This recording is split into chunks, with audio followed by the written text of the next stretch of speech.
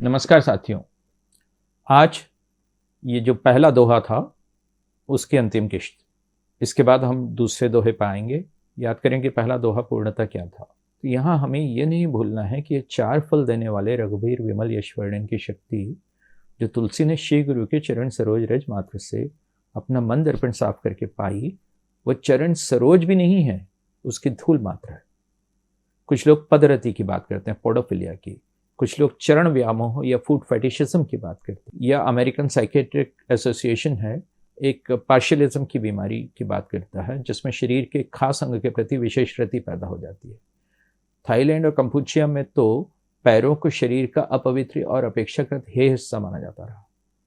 पियर alien और Peter सैफ्रेट ने the foot of God और disrespectful reading of the Bible में तो यहाँ तक कहा कि हम ईश्वर के हाथ के बारे में तो बहुत कुछ सुनते हैं, ईश्वर के पैर के बारे में उतना नहीं। ईश्वर अट्टिला की तरह है, जहां पांव धरता है कभी उसके नीचे घास नहीं उगती। और इसके विपरीत भारतीय संस्कृति है। भारतीय संस्कृति में बड़ों के पैर छूना श्रद्धा और सम्मान प्रकट करना है। भगवान के पद कमल का महात्म्य तो अलग ही है, श्री गुरु के पद कमल का महात्म्य तो अलग ही है। तुलसीदास उत्तरकांड के शुरुआती दूसरे श्लोक में कहते हैं, कौशलेंद्र पद कंज मंजलो कोमलावच महेश वंदितो जानकी कर सरोज लालितो चिंतकस्य मन भ्रंग संगिनो। यानी कौशलपुरी के स्वामी राम के सुंदर और कोमल दोनों चरण कमल ब्रह्मा और शिव के द्वारा वंदित हैं, जानकी के कर कमलों से दोल रहे हैं और चिंतन करने वाले मन रूपी भौरे के नित्य संगी हैं।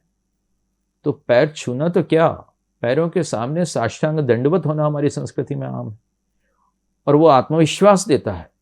वो आत्मविश्वास इस विश्वास में है कि दृढ़ इन चरणन कैरो भरोसो, दृढ़ इन चरणन कैरो श्री वल्लभ नग चंद्र छटाबिन सब जग माही अंधेरो। वो सूरदास वाली बात कि भजो मन चरण संकट हरन, वो इसमें है। ईश्वर के पद चिन्हों पर मार्गरेट फिशबैक की एक बहुत प्यारी सी कविता है, फुटप्रिंट की। उसमें वे लिखती हैं, एक रात उन्होंने सपना देखा कि वे अपने प्रभु के साथ समुद्र तट पर चल रही हैं। अंधेरे आकाश के आर पार सहसा उनके जीवन के दृश्य प्रकाशित होने लगे। हर दृश्य पर उन्होंने देखा कि रेत पर 2 तरह के चरण चिन्ह हैं, उनके हैं और एक उनके प्रभु के हैं। लेकिन जब आखिरी दृश्य आया तो उन्होंने देखा कि एक ही प्रकार के पद चिन्ह हैं। उन्हें यह भी महसूस हुआ कि ये वो दौर था जो उनके जीवन का सबसे निराश और सबसे दुखी दौर था। ये उसका दृश्य था। ये उन्हें हमेशा परेशान करता रहा और उन्होंने भगवान से ही पूछा कि हे ईश्वर, तुमने मुझे वादा किया था जब मैंने तुम्हारे पीछे चलने का तय किया कि तुम सारी राह मेरे साथ चलोगे, लेकिन मैं देखती हूं कि मेरे जीवन के सबसे संकटग्रस्त समय में सिर्फ एक ही प्रकार के चरण चिन्ह रह गए। मुझे समझ नहीं आता कि जब मुझे तुम्हारी सबसे ज्यादा जरूरत थी तुमने मुझे क्यों छोड़ दिया।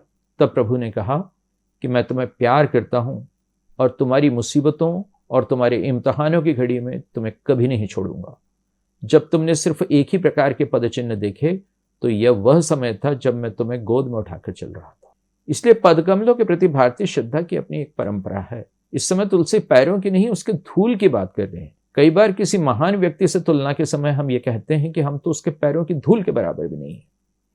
लेकिन यहां जो 4 फल की प्राप्ति है वो श्री गुरु के पैरों की धूल मात्र से है।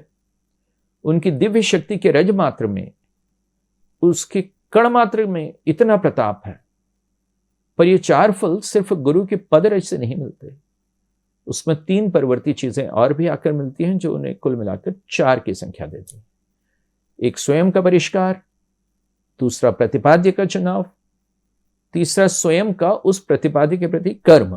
पहला काम है आत्म परिष्करण जो तुलसी ने किया, फिर राम के विमल यश को प्रतिपाद्य की तरह चुना जो दूसरा काम था, और तीसरा इस यश के वर्णन को करना। इन सब के पूर्व वो चौथी बात तो थी गुरु के चरण सरोज की रज। तो ये 4 चीजें हुई तो 4 फल मिले, धर्म अर्थ काम और मोक्ष के। प्रणाम।